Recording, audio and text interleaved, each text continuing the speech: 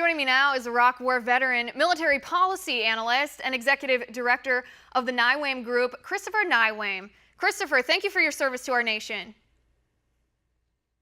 Great to be with you, Liz. It's great to have you here. Christopher, let's start out with the question of the day that I talked about in the introduction, but I'll repeat it now.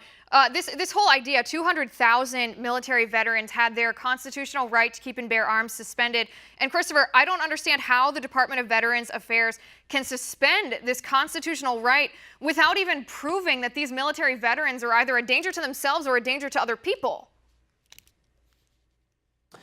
It's very unfortunate and it's very unfair. I'm an Iraq War veteran. I served in Iraq along with many other veterans that have actually defended this nation with weapons. And before there's any prohibition on their constitutional rights, there needs to be due process. So what the VA has done is they have reported the names of veterans that participate in the Fiduciary program to the Department of Justice, and they claim they're required to do it under Department of Justice regulations, and then have sort of thrown their hands up and said the fact their constitutional rights have been suspended is just sort of a end result of this reporting, and it's completely unfair, and they need to stop doing it.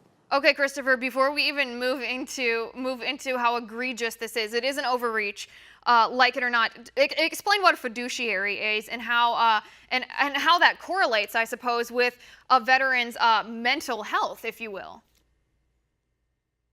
Absolutely. So many veterans require a fiduciary for a variety of reasons. They could have a cushion, they could have another condition or health condition. And so the idea is that someone in your family will manage your benefits for you. They will receive your monthly compensation. They will pay bills for you.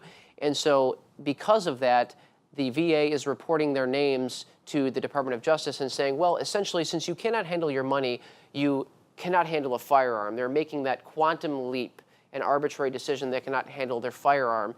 And so there's an argument to be made, well, if they cannot handle their money, perhaps they cannot handle a firearm, which is a great reason why we need to actually endorse my solution, which is conduct a clinical evaluation, and if the veteran is a threat to themselves, then we can move forward. If not, you just can't do this. It's unfair. Right, it is unfair. It's also hypocritical here that the government's making this rule, because if that's the standards, if being unable to handle your own money makes you unable to have a firearm, then our government certainly shouldn't have any firearms whatsoever, because they don't handle our money very well. But Christopher, this is, bullet down just a little bit on this, because there's no mental health examinations whatsoever that go into this reporting. It's a unilateral judgment, as I understand it, from the Department of Veterans Affairs. They simply report the veterans to the National Instant Criminal Background Check database. No doctors sign off on it, no mental health evaluations, no proof that the veterans could be a danger to themselves with that firearm or to someone else.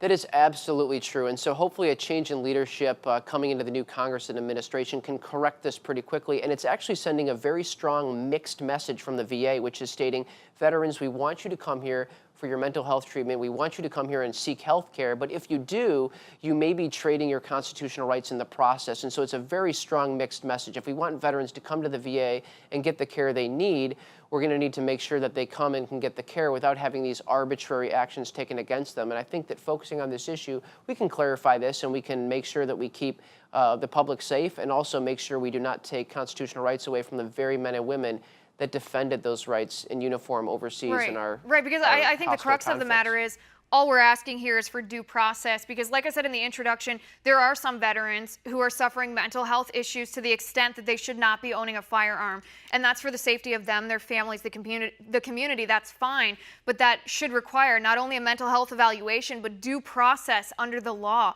a judge to be signing off on this before they're deprived. And Christopher, it goes one step worse. These veterans aren't even notified when their constitutional right is suspended. They don't find out until they try to purchase a firearm or purchase ammunition, or they're later notified that they're going to have their guns confiscated.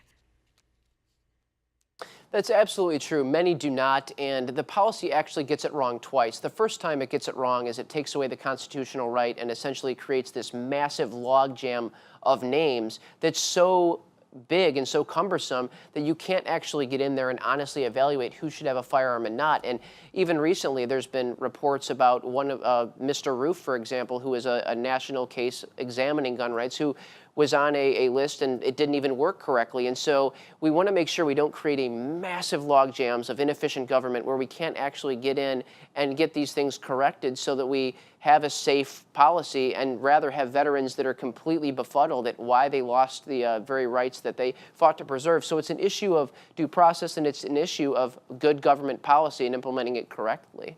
Right, we know that that's a problem that our government has. Christopher, there are essentially two ways that we could go about fixing this. We could do this legislatively in our Congress, or Donald Trump, President-elect Donald Trump, once he's sworn into office, I believe could do this via an executive order as well. Absolutely true. I think an executive order would clarify this very quickly. It could be looked at as heavy-handed if the VA can simply correct this under regulation with a new VA secretary in there that's not going to be beholden to a more liberal ideology that, frankly, is comfortable suspending veterans' gun rights and letting them appeal it later, a process that's completely stacked against the veteran. So I think that executive order or executive action would be a little bit easier, but certainly with a Republican Congress, people can come together. And I think Democrats would agree. We need to clarify this policy. We cannot just let this massive logjam of hundreds of thousands of veterans languish on a list where we're not even doing this policy correctly, and too many veterans are confused. And frankly, it's really frustrating, and it makes you angry that you can defend this nation in uniform and then have your rights arbitrarily taken away from a bureaucrat you'll never meet. Right, absolutely. No, your frustration is completely justifiable, and this is what happens when we put government in charge of our health care. Christopher, thank you again for your service to our nation, and thank you for being on the show today. All right, guys, let us know what you think on this matter. Tweet me at Liz_Wheeler. We'll be back in 1 minute.